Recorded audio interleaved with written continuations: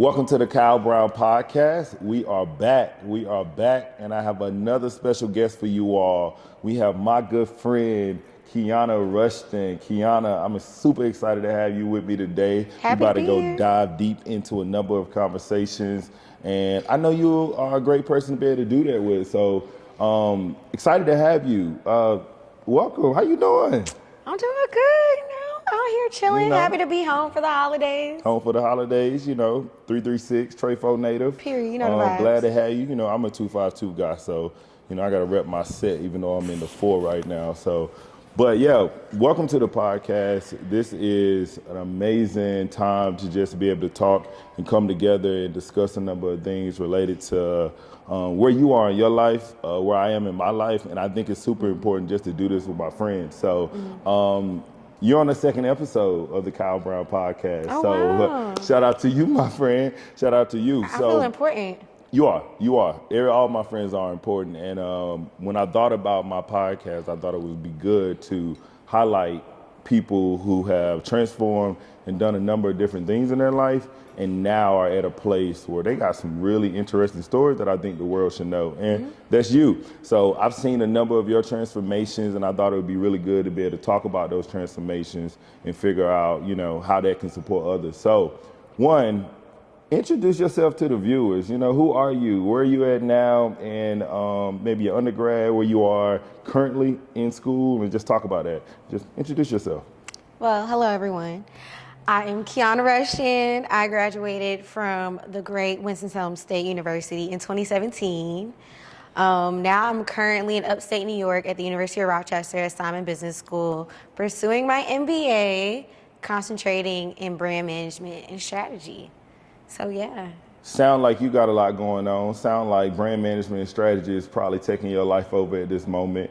It's actually pretty chill. It's pretty chill? It's pretty chill right now. Well, the way your IG post be looking, I don't know. I mean, I be down bad some days, but it's pretty chill.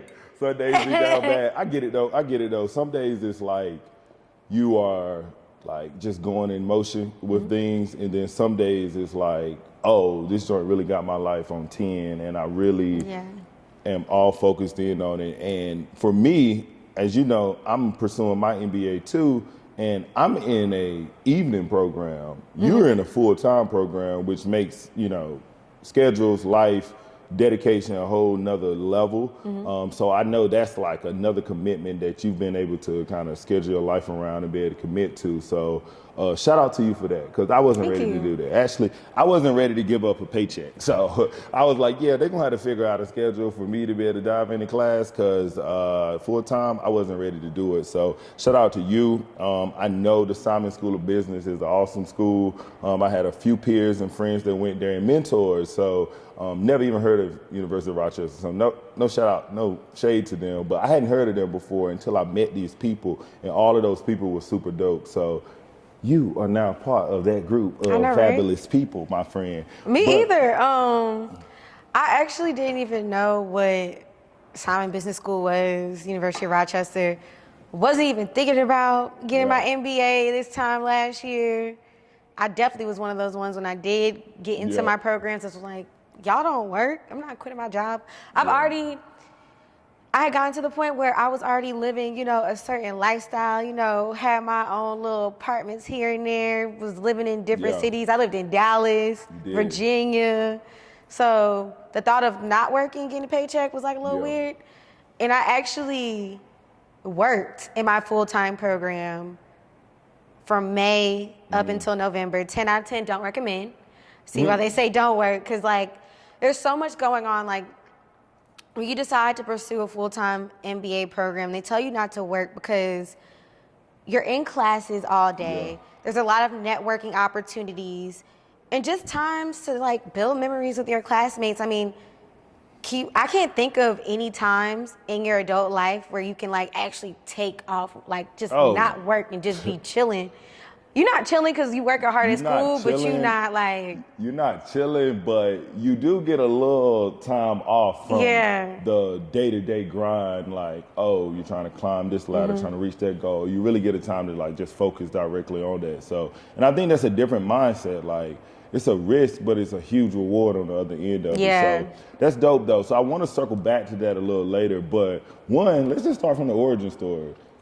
You we taking it back. all the way. So you're from Greensboro. I'm from High Point.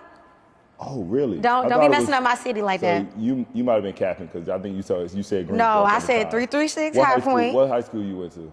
I went to the Middle College of Benny. I didn't go to traditional high See, school. that's why I thought Greensboro. So, one, you from High Point. You then went to Winston-Salem State. Actually, when you came in, I was a sophomore, so like we've been jits for a long time. Yeah. We've been together for a minute. And you majored in biology. I majored in biology. I actually switched, so disclaimer, I switched from biology. I got my minor in biology. But we were in deep. Like, we were in deep into biology. And like, it is no joke. I always tell people at like Winston-Salem State, there's that like, what you would call it? There's that north side of campus that's like cold trade, the business school, the Hall Pat. And then you go down that hill and you get to W.B. Atkins and you get to the nursing building.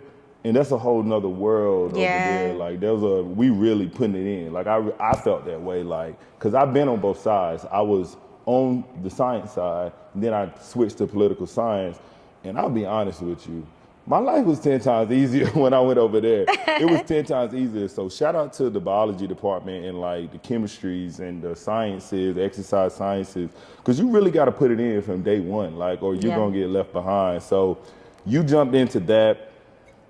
You graduated and you went into like tech. And I always thought that was interesting. That was one of the main reasons I wanted to have you on, because I was similar. I graduated and I went into marketing.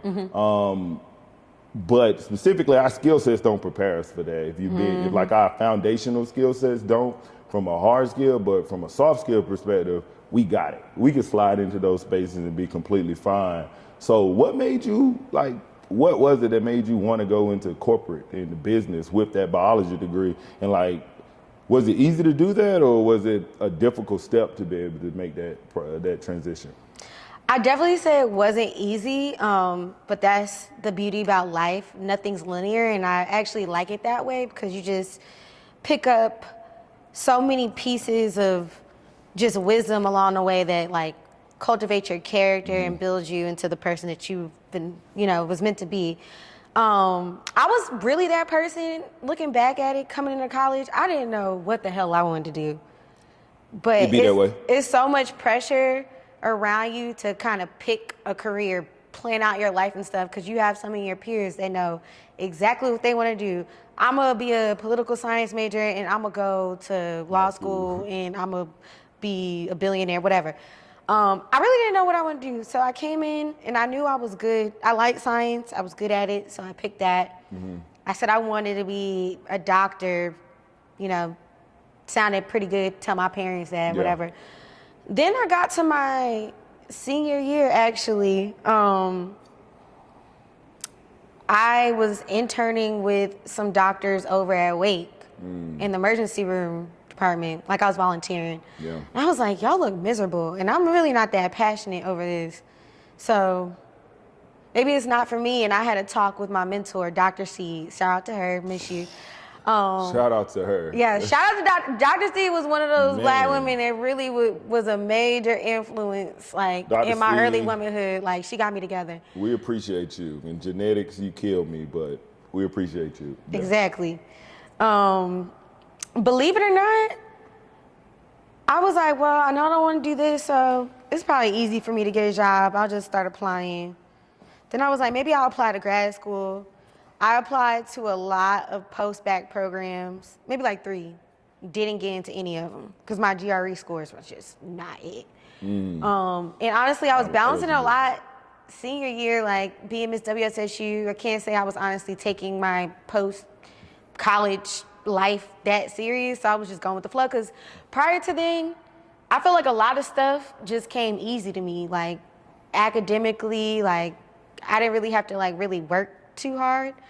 Kiana just said she's a genius. That's what she just said. No, not even that, but life will humble you. Life will knock you down off your high horse. So I graduated, didn't have a job, didn't have a plan, nothing. I remember applying to the B2B program while I was my senior year, got denied like 5 minutes later. Oh, so like sent the app in, got the Yeah, they was like, you don't even got have the email any, back. you don't and even they have were any experience. We don't Yeah. denied. And so the year after graduation, everybody was moving away, starting their jobs or starting their grad school programs. And it was hard for me mentally because I felt like I was a failure almost. I had to stay at home, but I stayed focused. I spent a year grinding and doing whatever I could to build up some sort of experience so I can, create a story for myself when I'm talking to these companies that I wanted to work for. So I worked at Wake Forest as a project manager, managing printers, most boring job ever. But was able queen. no, seriously, was able to like get some experience from that. I worked at the mall. As an assistant manager at Finish Line. So I get some sales experience and some people conflict experiences and whatever. I was able to just create a story and create, be able to relay to these recruiters, I do have the soft skills and I can figure it out type thing. Shout out to Keenan. He's the one that recommended me.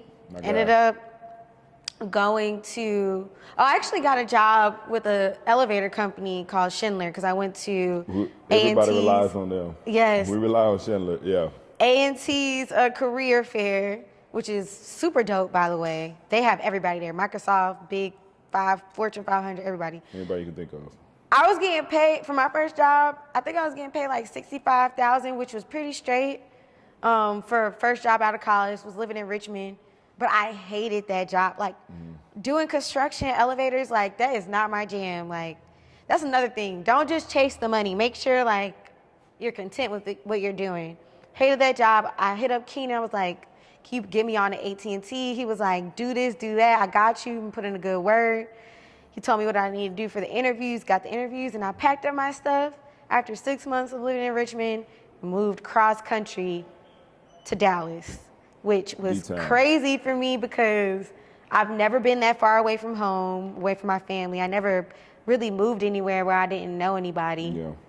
Worked at AT&T for 3 years, had a blast. Then I went to Salesforce, and now I'm in business school. So I can tell you look like you were having a blast in Dallas. Yeah. You did a lot of life lessons, a lot of highs, a lot of lows. Lessons.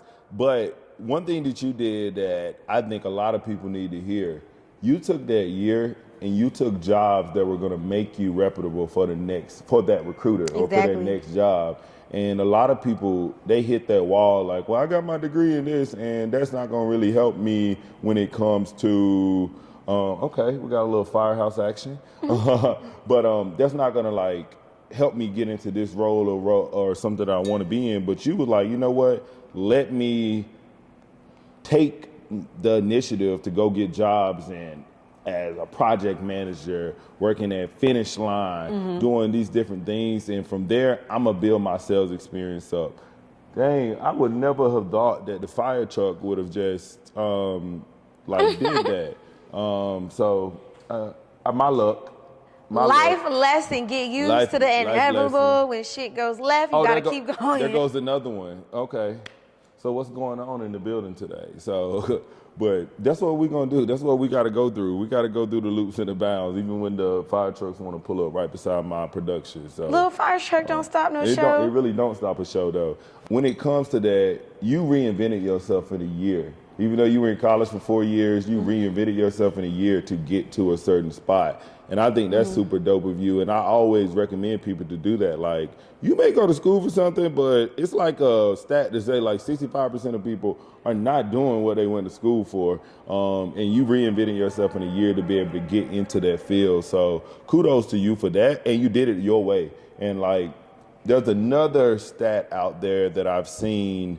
God knows I'm blanking on the source, but they say, and this is a very specific stat, they say students that were in leadership, so you were SGA, even the Royal Corps, like you and myself and like other leadership roles, typically when they graduate, they face like a heavy form of imposter syndrome because they've been, I can see that. They've been at the peak.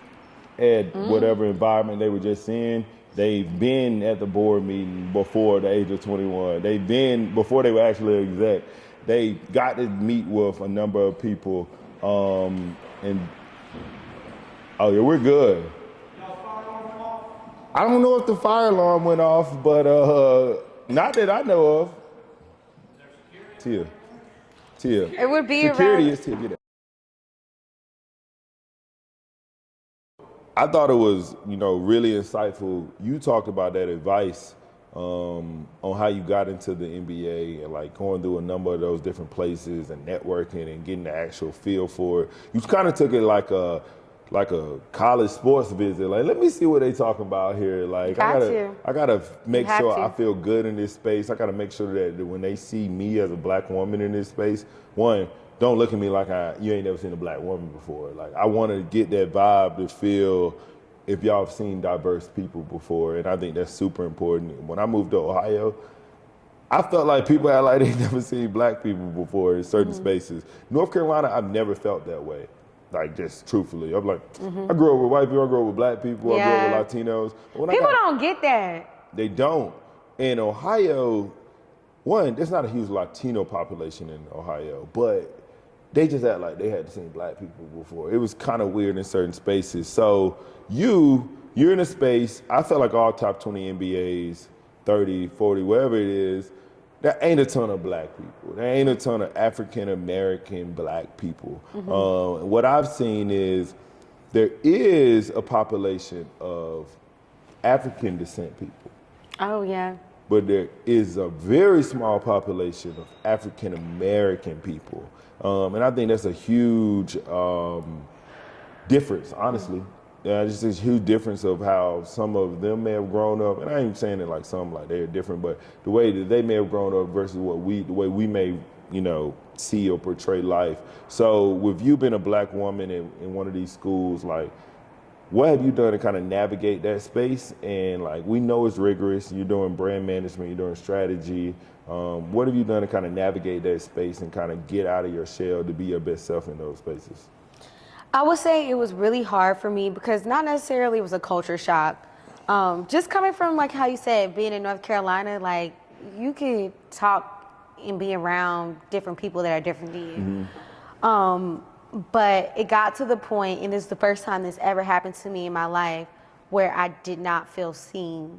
Most of the people, I would say the majority of my class at least, 70% of my class, they're international students. Still a number 2 diverse program. Yeah. They're international students. And then 90% of those international students, well, probably like 85, are Indian descent. Indian descent. In America, they're in minorities, but they're not really considered like real minorities, I would say. They minorities. They are minorities. I'll say. I'm talking about in terms of access and. Gotcha. Maybe access, equality, things that may have been oppressed from that I consider African Americans. We've definitely been cut out. So they're minorities, but they don't share the same oppressions that, I might have shared or some, Latino or, African American people might have shared in America. And it was cool at first, like learning about all these different cultures and being immersed in different cultures. But then when I got to a point where nobody felt comfortable in my space. I felt so comfortable in their spaces, they didn't feel comfortable in my space. I could think about even a time I went to, random example. It's over? Went to a random, we was out in the park for my friend's birthday. Black family, they worked at U of R apparently. I'm outgoing, I went to go talk to them. They was having a cookout. They was like, oh, y'all in school, come over. Come get a plate. My happy tail went right over there and got a plate. I'm like, y'all not coming? The rest of my classmates didn't want to come. They felt uncomfortable.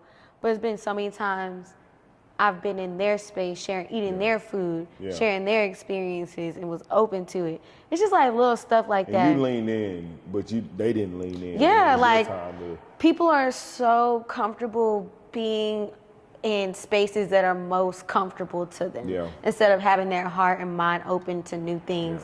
So that was hard. And also just realizing And I'm on the equity task force at my school. So I set up a meeting with the decision makers, the deans, because I feel we learned, as you know, you want to get stuff done, you got to go to the top dogs. There's also inequities that my school didn't realize in academia.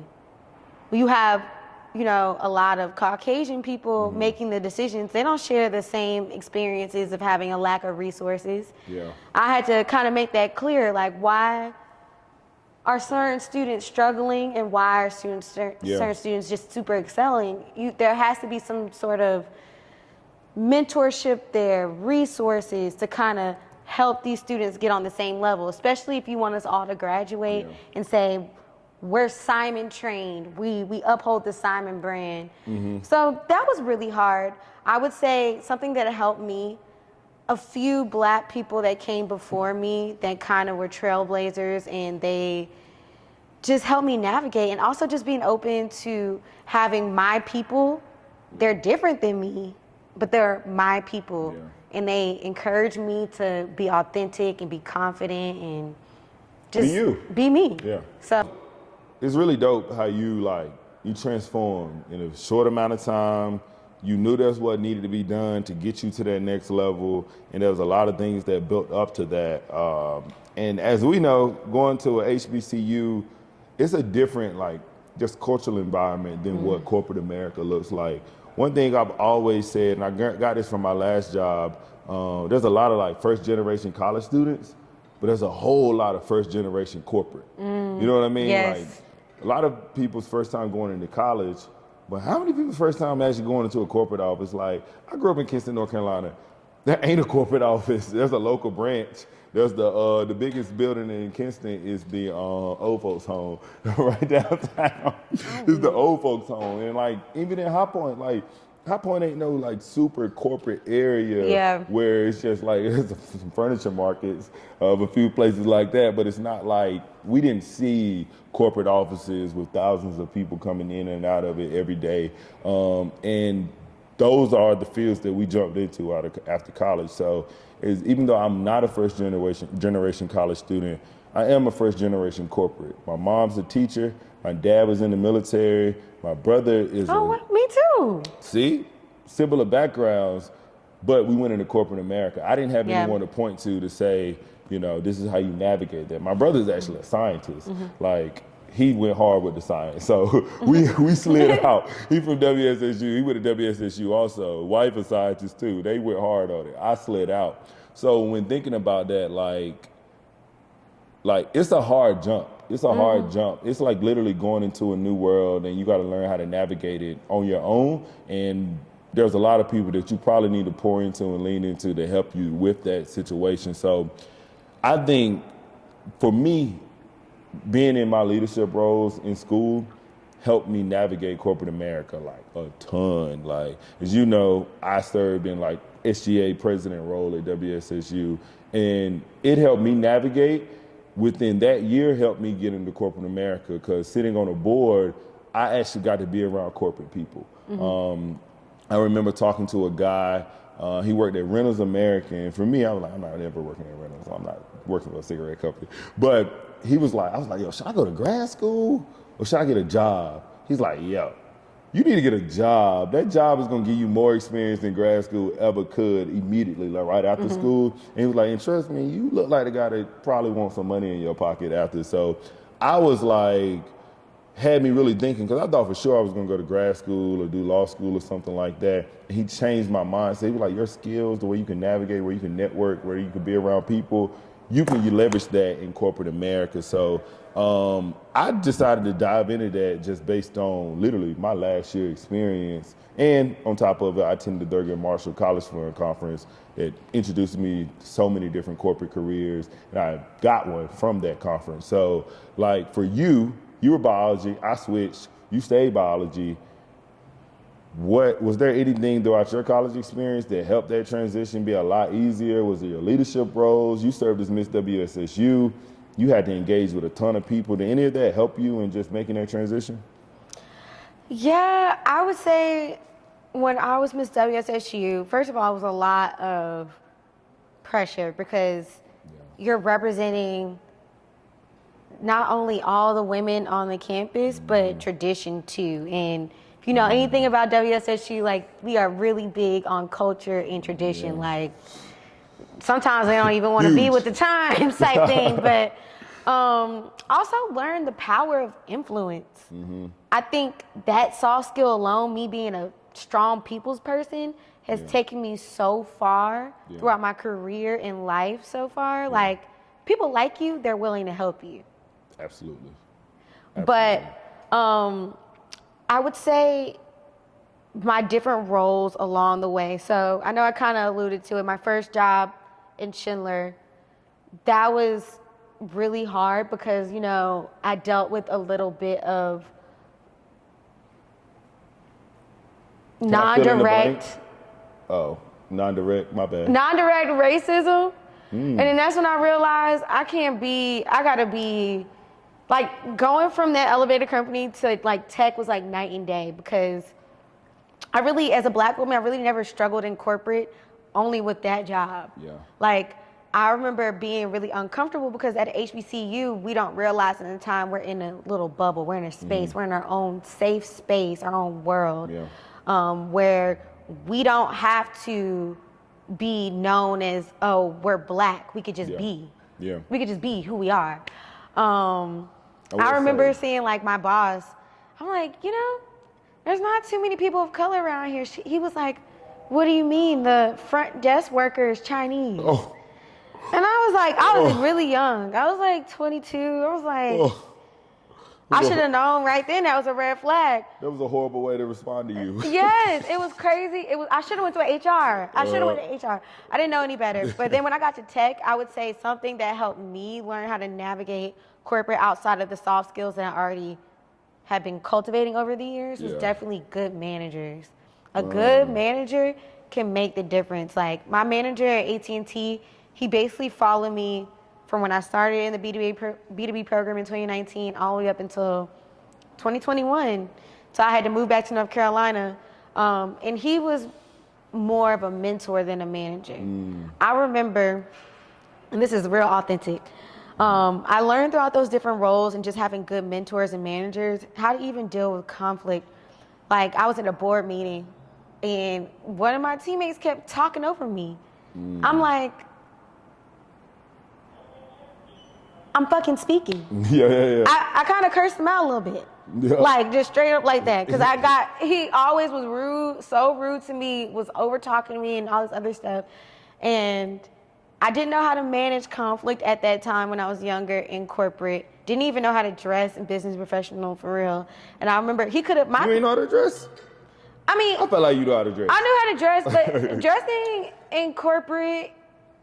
As a Black woman may be a little different from what you were used to dressing in the day-to-day. And also, I probably didn't really learn how to dress until I left North Carolina. We could get on that other topic too, because it's just different. But what was I gonna say? Oh yeah, my manager, he was such a good coach. Like, he really could have fired me or whatever, or looked at me differently when I kind of snapped on that guy in the meeting after he constantly was interrupting me. But he was like, he told me one thing that will always stick with me, and every time I'm in Dallas, we always link up. He was like, in corporate, you have to play chess, not checkers. Like, you always got to think long term. Like, he was like, you're going to be that man's boss one day. You might even be my boss one day.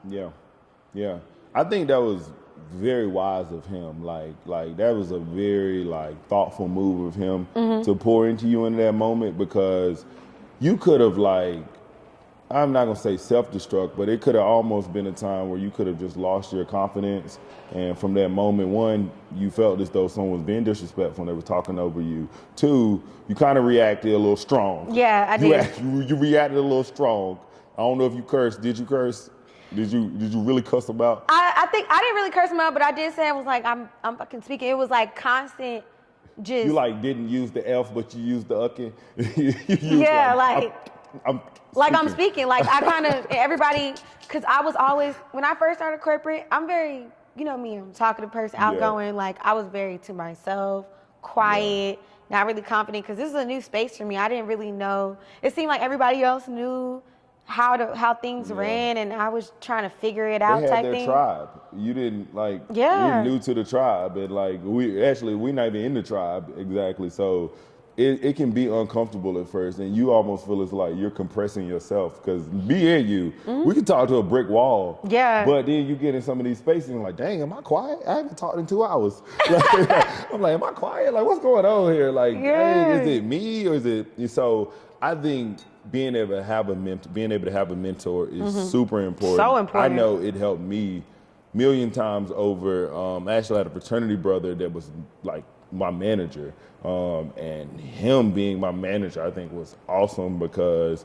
he was able to help uncode some of the decoded things that corporate has. Like there were some languages that, as me as a person, I thought I could move in a lot of areas. There were some languages that I wasn't aware of, and he really helped me decode those languages and understand like how to show up. A big one for you was like chess, not checkers. Someone told me that perception is reality. Like, bro, That's another thing, corporate. I don't think I give off a bad perception to people. Me, that's what I thought. He was like, you don't give off a bad perception to people. And I'm gonna tell you the story that happened. I'm a big guy. Like I'm 6'4". I probably was fat back then. And like I was sitting at my desk and like I used to be at my desk, like I used to be like I used to be at my work, I'm at my work desk like this, just chilling and whatnot. I didn't realize I was slumped. Like, I was just big, like sitting in the seat was automatically leaning back. So I was chilling. And then he was like, do you realize most of the days you're slouched in your seat? I'm like, nah, not me. Not me. He was like, no, you're slouching. He was like, and I know you didn't know. You sit like a big guy. Like you sit like a guy, you was comfortable. You sit at the desk all day. One, you ain't used to sitting at the desk all day. And I was like, dang, that's so real. And like people had chatted. They're like, is he doing something? Is he chilling? Like he looked like he kicked up.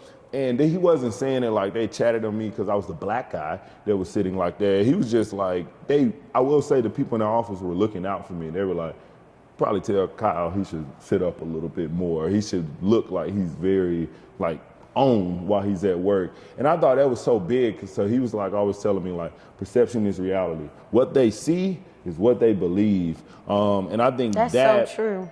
I think it impacts us as black people a lot of times in these corporate spaces because what they see is what they believe all the time. And sometimes they don't know how to interpret what they see. You know what I mean? Like when you I got a good story for that. I believe you do. Well, we could jump into it, but like thinking about it, like the way you reacted to him in that moment, yes, you were frustrated, but at the same time, some people could have categorized you as the angry black woman. Mm-hmm. Some people could have categorized you as like maybe she shouldn't have done that. But then there was probably another group that empathized with you, like, yo, he was really being rude to her. Like he be rude to everybody in the office. Yeah. I remember I came in, and that's another thing, just being Miss WSSU, we learned how to put on a face. No matter, you could have lost your dog. If you had a speaking engagement, you had to go on that stage and be on. Like, for sure. Being Miss WSSU taught me how to be on. So I brought that same mentality to me when I was at corporate. You know, shaking hands, kissing babies, trying to be, trying to be just nice to everyone and everything like that. As soon as, because it was transitions are hard, we don't talk about it enough. As soon as I was kind of going through it a little bit mentally, and I went from being the chipper person, happy, everybody loved to be kind of to myself, that was an issue for certain leadership. Now I had, like I said, a good manager that had my back, that got to know me interpersonally, but like, it started turning from like, oh, we love Kiana, we love being around, she's so fun, to what's wrong with Kiana? Why is she acting? Why is she acting different? Why does she have attitude? Or why is she, like. And you probably didn't have attitude. People make assumptions of you based upon their perception of you. Yeah. And the thing that's unfortunate, I don't know if this is a black thing or maybe it's just a corporate thing. That's why I encourage like just younger people to just be authentic. But like black people, sometimes I feel like in these spaces don't have the space and safety net to just be themselves, because you're not always going to be happy every day when you come to work. It's not. Yeah. Life happens, so you're not going to always be happy. You know, there are going to be some things that you hit a roadblock that morning. There going to be some things you're thinking about the night before. But when you come in these buildings and these spaces sometimes, I think everyone has to pull it together. I don't care what race you are, but specifically for African Americans or just any minorities in the space, I think sometimes we have to work a little bit overtime to make sure that we're ready for that space. So I can't say like the imposter syndrome is real, even if you want it to be or not. But to more on like the opposite effect, a lot of people, you spoke on like HBCUs being in a bubble. I do believe it's an amazing bubble, though. Yes. Like, it's an amazing bubble when you can just be you every day, and you can wake up and like I call HBCUs Wakanda universities. Like you can wake up and be in your own skin and know that like you can be around people who respect you, who understand where you come from, and also are kind of going towards that same goal. It's an amazing place to be in. Amazing. But what a lot of people don't understand, there's a lot of diversity at a HBCU. Even though a lot of us are African American, we not all the same. Yeah. Growing up in High Point is not like growing up in Kinston. You like people. I'm a bumpkin. I'm a country bumpkin. Like compared to some people we know from DC, from New York that we went to school with. And I think there is a level of imposter syndrome at HBCUs. This doesn't have to be directly related to like corporate America and things like that. Have you ever experienced like feeling like you had to be something else in certain spaces? I consider myself like a confident person, but in these roles and in these spaces, you do face the pressures of what they want you to be. And yes, you have to live up to some of those responsibilities, but have you faced that like imposter syndrome even in that bubble? Because I definitely have in a few occasions. Oh, we throwing it back. Let me see if I can think. That far back. Yeah, I can say growing up, my mom, she was a single mom, but my dad very much so was active in my life, but still single mom. My mom very much so sheltered me. So when I came to school, it was a whole new world, like being able to make a decision without my mother making that decision for me. And I can honestly say, I didn't come into school like the most confident. I don't know what people thought about me when I first came to school. Probably thought I was off the chain and a little hyper and stuff like that. It was like almost letting, I don't want to compare myself to a pet, but like just letting your pet off the chain. Like I was off the chain, especially freshman year, because I never experienced that much freedom. So there was a lot of imposter syndrome. And it was a lot of pressure that I put on myself because I didn't have grace for myself. So I went to a middle college, and my god sister is an alpha woman, a woman Alpha Kappa Alpha. So I hung around her line sisters and her pro fights a lot in high school, and I remember seeing them and being like, damn, I want to be just like that. They are game changers, trailblazers. They're beautiful. They know how to dress. They're it girls, everything. And then when I got to school, I thought that would just be like an easy thing for me to get, like, be that way. And it wasn't. It's a whole other world, right? But there were a lot of it girls on campus that, you know, I wanted to associate myself with. And one thing that I learned when I was very young, I guess when I was in college, sometimes your best people, your lifelong friends, they're not going to be nothing like you. Oh, nothing. They're not going to be People the grow apart. ideal people. And I learned early on, I'd rather have authentic, real relationships. Like if I need something, I can call you at 4:00 in the morning. You're going to come to my wedding, whatever, you're going to support me versus something that just looks good for social media. So it's a lot of navigating that, I would say, at HBCU. Yeah, it's like I'm trying to put my finger on it, like a keeping up with the Joneses in that it like within the space sometimes. Like people are dressed up on Wednesdays, people might dress up on a Monday, people might be dressed up on Fridays when you go. So I'm gonna tell you one of the things that I never did, and somebody correct me if I'm wrong, I never wore a suit to a football game. And we was in these roles. I don't agree with that. Like people be like, yo, Royal Court, SGA gotta dress up. Yeah, it's a little wild. Maybe Royal Court. But SGA, what we dressing up for? Like, this is a football game. I'm here to cheer on the team. Like, I'm not here to look like President Obama at the game. I'm here to look like I'm supporting the team. And as a former athlete, I just couldn't get with that. And I've seen it years and years of past the people, organization, administration who did that, and I couldn't get that. And that's tradition, and it's like holding on to that tradition of things. Well, I felt like I should break it. So I think it's important that sometimes, even in those spaces, we find the confidence to just be you, to be us. But I will say, and that was the reason I really wanted to have you on, you did scream a lot of confidence freshman or senior year, even if you felt as though like, you know, there were times where you didn't have that confidence was seen. So the perception and the reality of it was that Kiana is very confident. No matter what she faces, no matter what goes against her, she's gonna be her. And I felt as though you've been you. You know, I know you've always talked to me about like things you faced that made you maybe feel some type of way in these roles, and I got the same stories, but you were still you, and maybe if you didn't think that, I see it for sure. And I think that's important to take that authentic self and then move it into these new transitions, like where you are now. So hey, shout out to you, Kiana, for doing that. I really didn't know. I realized early on that I was different and maybe I wasn't ever going to fit into a box. I really didn't know how to be anybody but myself. Because if you're not yourself, who else you gonna be? Who are you? Who else you gonna be if you're not yourself? You're gonna lose yourself. Yeah, you're gonna lose yourself. Like I physically don't know how to be somebody else, and I don't want to be. I'm appreciating that now. Huh? A little ring action. Where you I guess I said, where you get that from?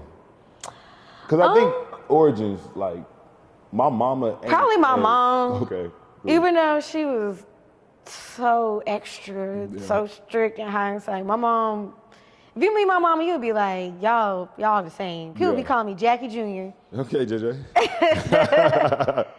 Definitely my mom. Yeah. She was always the type of woman that was never afraid to ask the hard questions, to speak up. Everybody else would be quiet. My mom would be like, got something for you. Okay. Here you go. Here you go. Got something for you. No, exactly. So recently, how long has been now? You've been my soror for about, how long has been? A little bit, I guess a year and a week now. Okay, so you're a lady, a woman of Alpha Kappa Alpha Sorority Incorporated. Period, ski-wee. All the way. Shout out to that. I actually wore y'all colors just to show y'all a little love today. How has that impacted you or just changed the way you even brought that level of confidence to yourself, to having this sisterhood that reminds you of what your god sister showed you pre-college? Like being a part of that now, has it impacted you or helped you in your career or in life or just in the confidence and self-esteem that you bring into yourself? I would say just the values that our organizations are built on is giving me confidence in knowing that the people that came before me had it way worse than me. Like they were creating opportunity in spaces that were not built for them. Like not built for them. And they broke those glass ceilings and they went through the pressure. Yeah. And so I just think that what you learn through these organizations and the values, like before you even get into like, you know, the network and all the other stuff, it just teaches you how to push through the pressure. And not be bitter for it and reach back and continue to build for the Black community. And, you know, all women really, but specifically, you know, the Black community. And one thing that I love so far about being a woman of Alpha Kappa Alpha is the community and the sisterhood. I can go to any state, any city, any place on this globe. And find some sorors that's gonna take me in with welcome arms. Like being in school at a PWI for grad school has been hard because nobody looks like me. I'm not comfortable. I'm in everybody else's, you know, space. There's barely any Black people, but I can find comfort and strength and just that grit because I have some sorors there that look out for me. At school? Yes. Okay. Some of the chapters out there, like, they just look out for me. And you may not know me, but I'm around them and they're so welcoming and we have the same just mindset. and you know they align with the same mantras as you. And the same values, and I exactly. think that's the most important piece. Like, I will say, you moved to Dallas. I wish I could have moved to Dallas out of school. I moved to Ohio after college, and that's a different world in North Carolina completely. Shout out to That's my what Ohio I'm trying to people. tell people. It's a different world, but I could probably say the first 10 to 15 people I met were bros. They were members of Alpha Fraternity Incorporated, the number one fraternity in the world. But like, being able to have that army of people that believe in the same values of you, even if they aren't at the same job as you. And when I leave my job, I can go to a chapter meeting. When I leave my job, I can go to a happy hour that the bros are putting on. That brings a certain level of confidence, but also a certain level of, I just think, comfortability that we can use in our community to be able to be our best selves in whatever areas that we want to be in. So people have your back. People have your back for sure. I got my job by wearing my Alpha Phi Alpha bracelet band. I was an intern, and had my band on, and my boss, who was my boss, he wasn't my boss then, he saw it and was like, "You Alpha, where you cross at?" And I was like, "Winston-Salem State." And he was like, "Oh my God, I crossed at Wake Forest, 5 minutes from Winston-Salem State." Man, I'm telling you, in 3 weeks I had the job.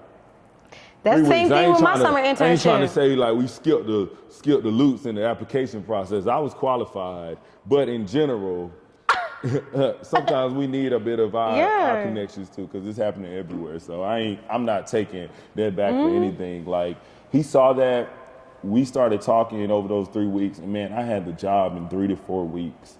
And I just thought that was the number one like experience that I've had of being a member of Alpha Phi Alpha. Like, I love my line brothers. I love my experience from college and things like that. But that experience right there was like, oh, this is a brotherhood. Like, I knew it completely. And then I've had a number of other smaller experiences that I can say have really been impactful and be like, oh, this is a real brotherhood.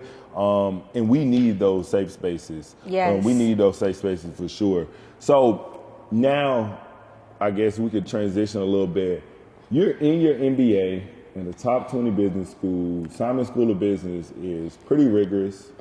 It's in upstate New York. Very rigorous. It's the very rigorous. It's the opposite of probably High Point of a North Carolina type of feel. What advice probably would you have for that woman or that black man that's trying to get in one of these top 20 MBAs and navigate it purposely to make sure that they're having an impactful experience? What advice would you have for them? And then I guess I'll also add a double question to that. Were there any type of platforms or organization that you leaned into to help you get into the MBA? And then from being in the MBA, what advice would you have for navigating it? So, long question. Sorry about that. Definitely. So I'm in 2 organizations now that have granted me the opportunity to be pursuing my MBA right now. The Consortium and Forte. The Consortium, huge organization. I'm shouting y'all out, and I didn't even go through y'all. Shout out to y'all. A huge organization. They just do so much for minorities. I would say the Consortium is an organization built to provide opportunities for minorities to go to top business schools and also to build their career in corporate. Their goal is to get more minorities on the executive level at these Fortune 500 companies. And they know it starts from the education part of it, because education is an equalizer. It is. It is definitely 100% an equalizer. Anybody you go in corporate that's been working the same job for 30 years and be like, you don't need to go get your MBA, they're lying. Yeah, and people always try to I got a few people that try to debunk the MBA, like it's not important. No, like I'm about to be your boss. Yeah, I'm about to be your boss. There are some things that I can't duplicate in the learning experience that I'm getting now. So yeah, not to cut you off, but Consortium was awesome.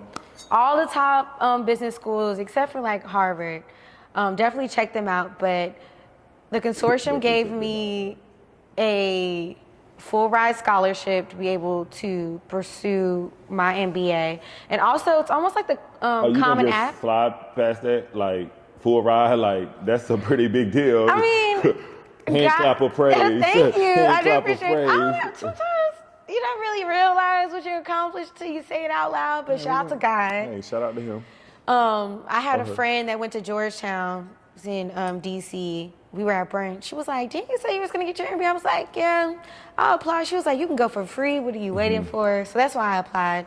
So the consortium's almost like the Common App. You can apply to up to 7 member schools with 1 fee, which is, you save you money, it's convenient.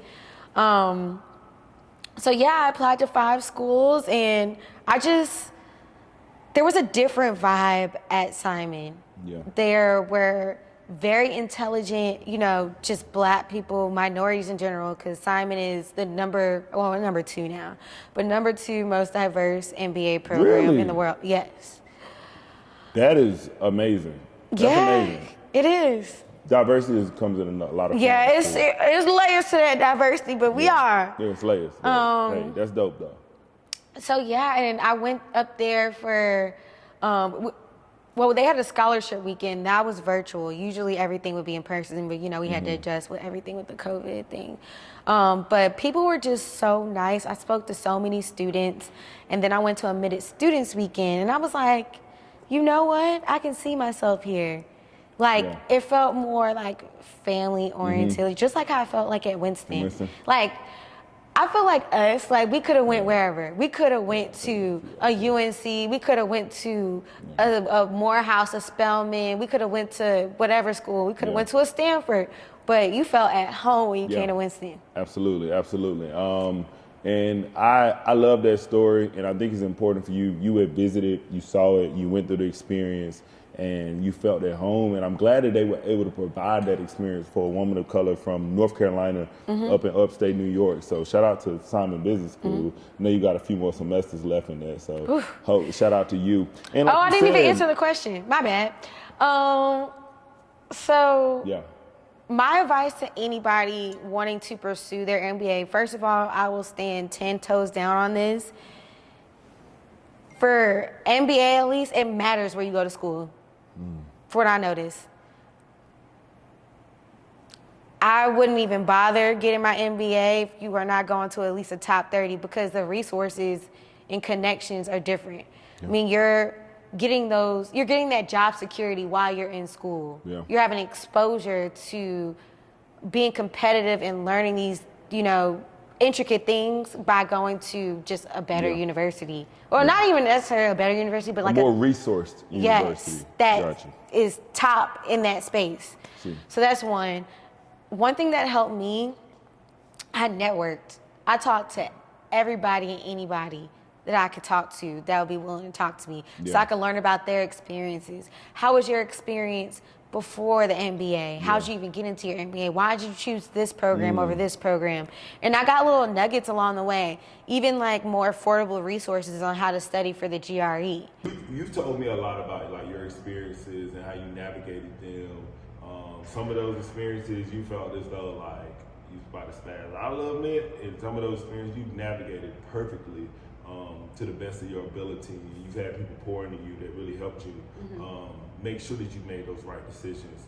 But as a Black man, sometimes I feel as though I've had to navigate some of those situations, but to the extent of some of the things you've experienced, I can say I haven't experienced, and I think that is, one, I'm glad I haven't had to experience those things, but I feel bad that Black women are having to experience some of those things in these corporate spaces. But what I have seen is a progression of Black women who are really changing that perspective of what it looks like to be your authentic self at work.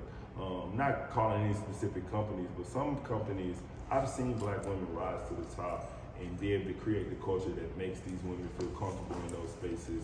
Wear their hair how they want to. Wear their hair how they want to. Talk how they want to. The CEO of TIA Craft, to Sundar Brown Duckett, she's amazing, and I've watched the way that she's been able to tell people how important it is to be yourself, but how it also is important to show up. It'll be crazy to believe that you're gonna go into these spaces and think that you're gonna see a million Black women in there. So the expectation, go in knowing it's not a lot of you here, but there's ways to show up and still be impactful, add value in a number of ways to make sure that your presence is shown. So for you, you've done that. You're still growing. We got a lot to learn. By no means do we know what's next specifically, but you're getting your concentration in brand management and strategy at Simon. What do you think is next coming from that? Like, why did you choose that, and what do you have a passion for to make you, go in that direction? I learned over the last couple of years, because we're constantly evolving, so you learn different things about yourself along the way, that I love being the boss. With brand management, you are in the driver's seat, and eventually one day, this might change, because like my, things I want to do change the more and more I learn about myself, but I would love to be a chief diversity officer. I know that sounds like kind of like you could be a CMO, whatever.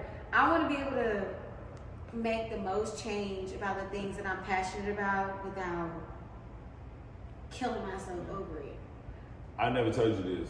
I want to be a chief D&I officer too. It seems like a fun job. You don't have to crunch too many numbers. You don't have to.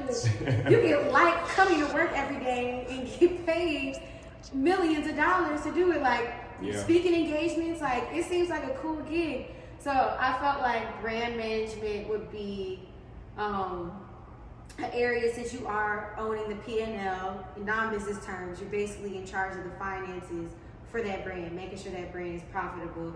And you work with so many different teams, so you get to know how to influence so many different people. But shortly after I graduate, I'm gonna drink the corporate sauce, do all that, but I plan on launching a company, not even a business, a whole company and brand coming soon. Stay tuned. You gonna give us a snippet or no? I gotta keep this one close to the vest, but stay tuned. It's gonna be launched. It's gonna be We'll epic. have that on another version of the show. Yes, and I think a chief diversity officer, I could do the stuff. Run my other, companies outside of work and still love what I do at work. I think it's the best of both worlds.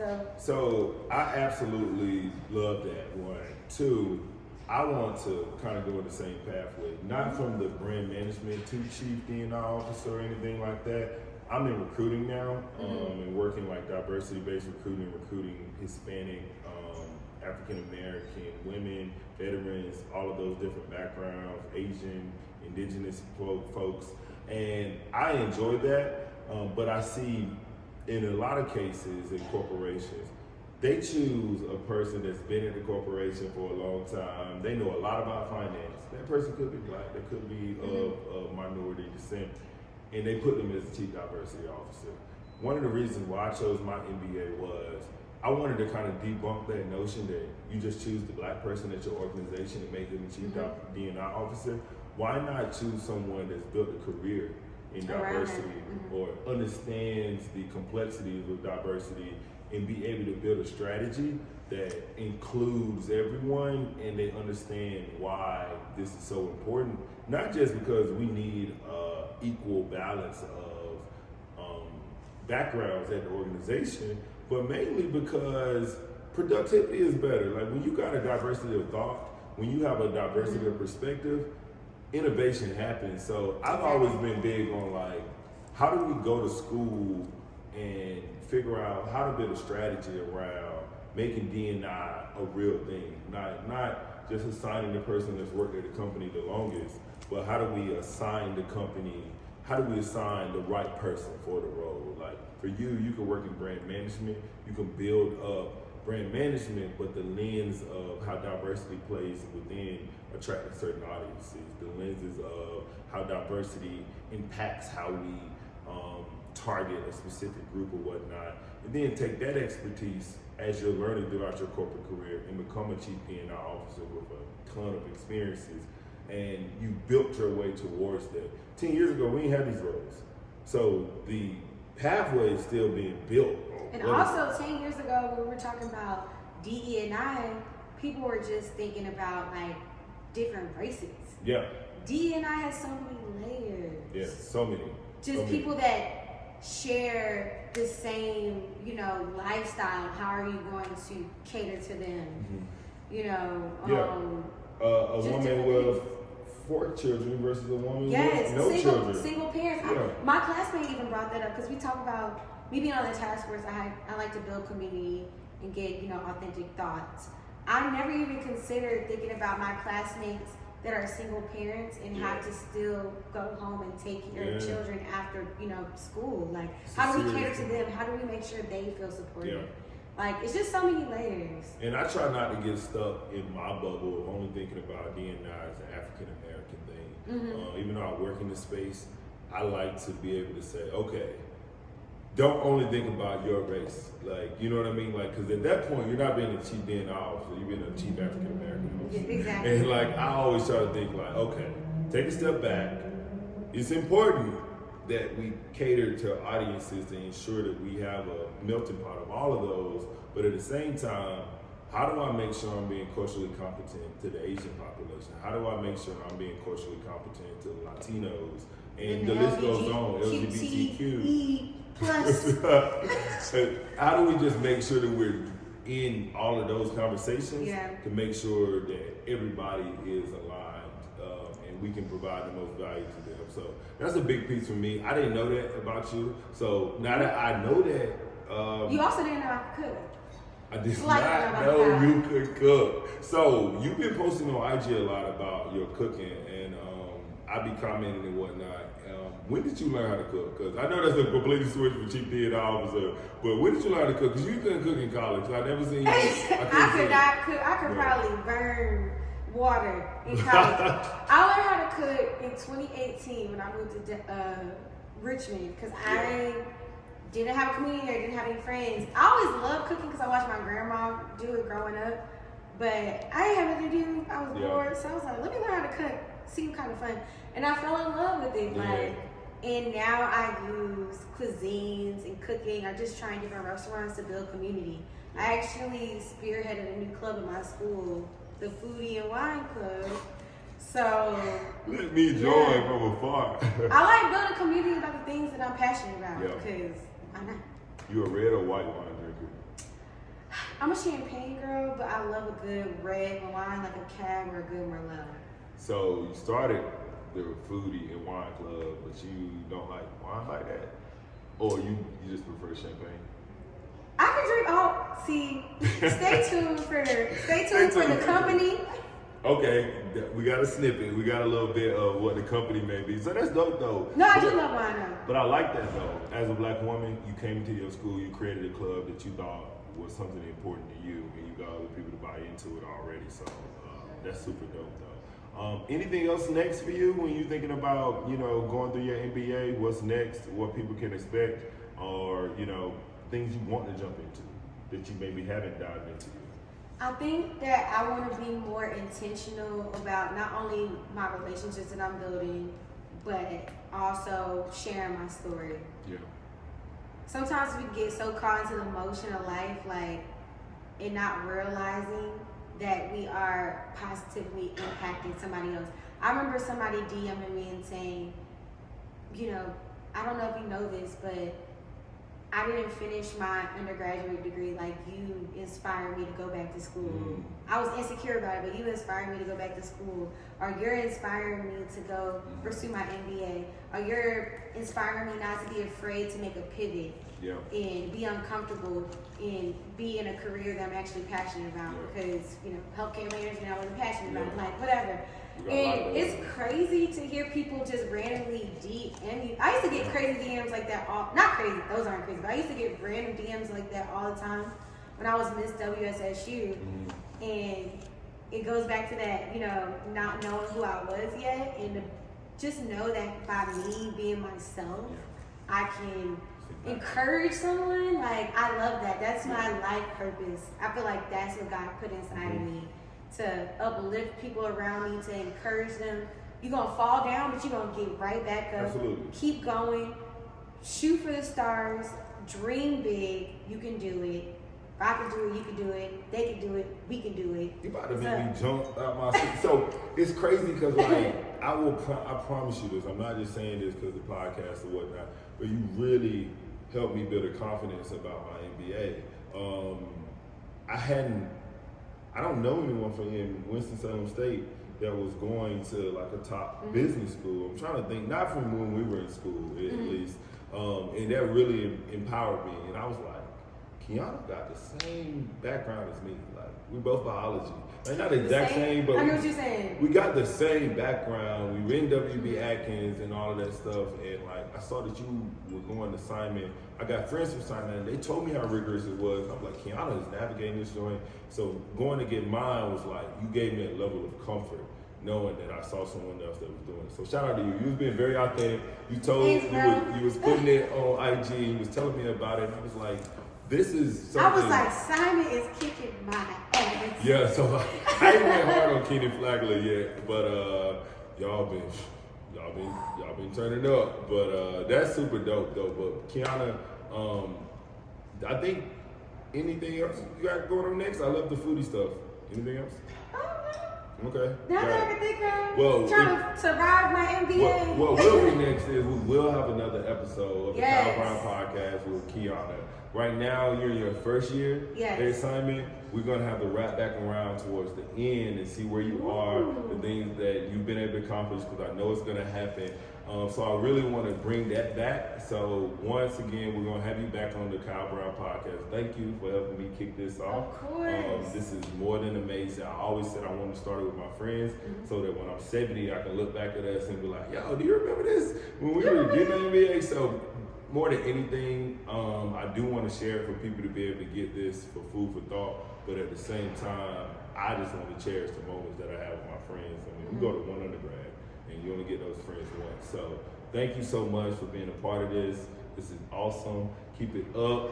You were my Miss WSSU after I graduated, so you always Miss WSSU. But at the same time, you my soror now, so we're gonna always look out for each other. So thank you again for joining us.